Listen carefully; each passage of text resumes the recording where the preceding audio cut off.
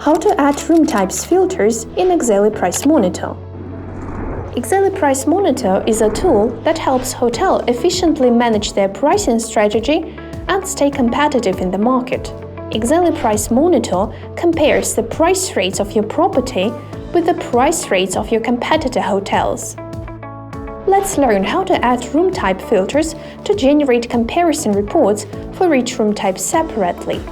To add room type filters, take the following steps. Go to Price Monitor, Settings, and switch to the Room Type Filters tab. Click the Add a Filter button. Enter the filter name, for example, Standard Room.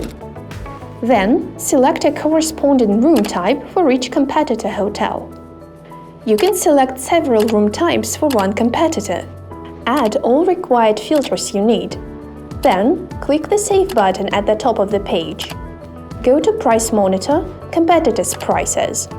Click the Room Filter field and select the room type you need to study.